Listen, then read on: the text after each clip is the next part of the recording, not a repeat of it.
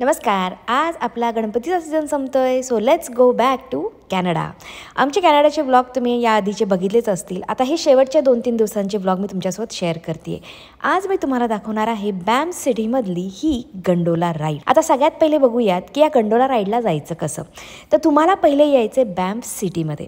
इथे एक railway station आहे, ज्या रेल्वे स्टेशनच्या जवळ फ्री पार्किंग लॉट आहे. हा या सिटीमधला एकमेव फ्री पार्किंग लॉट आहे. इथे तुम्हाला गाडी पार्क करायची आणि त्या पार्किंग लॉटमधून बाहेर आल्यानंतर तुम्हाला एक असा साईन बोर्ड दिसेल, ज्यावरचा QR कोड तुम्हाला स्कॅन करायचा आहे. तो QR कोड स्कॅन केल्यानंतर तुम्हाला तिथल्या बसेसचं टायमिंग दिसेल. बाय द वे, जर तुम्ही या गंडोला राईडचं एंट्री तिकीट ऑलरेडी बुक केलं असेल तरच तुम्हाला या फ्री शटल इथून घेता येतात. तर या ठिकाणी या पर्टिक्युलर स्पॉटला ती बस येते आणि तुम्हाला पिक करते. अराउंड फक्त एक 15 ते 20 मिनिटाचा ड्राईव्ह असेल, जी तुम्हाला घेऊन जाते सल्फर माउंटनला. या माउंटनला पोहोचल्यानंतर तुम्हाला करता येते ही गंडोला राईड. याची एंट्री तिकीट अराउंड $90 ते $100 पर्यंत आहे. तुम्ही कधी कुठे किंवा बुक करत आहात त्यावरती पैसे थोडे कमी जास्त होऊ शकतात. तर हे गंडोला राईड वर जात असताना तुम्हाला अराउंड एक 10 मिनिटाची राईड असेल, जी तुम्हाला वरती घेऊन जाते. वर गेल्यानंतर जे व्ह्यूज तुम्हाला बघायला मिळतात ते खूपच सुंदर आहे. बाय द वे, तुम्हाला ना वरती गेल्यानंतर अशा छोट्या छोट्या नद्या, तलाव वगैरे बघायला मिळतील.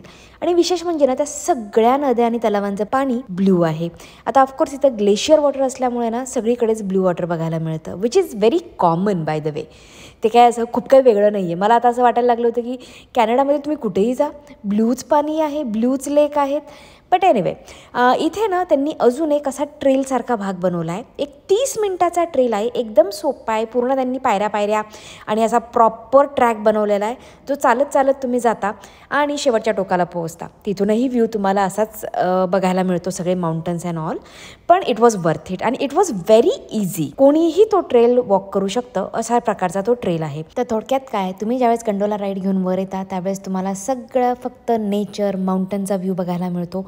खूप सुंदर सुंदर असे व्ह्यूज आहेत, ते तुम्ही बघा. हा एक 30 मिनिटाचा ट्रेल एन्जॉय करा आणि सेम गंडोला राईड तुम्हाला परत खाली घेऊन जाते.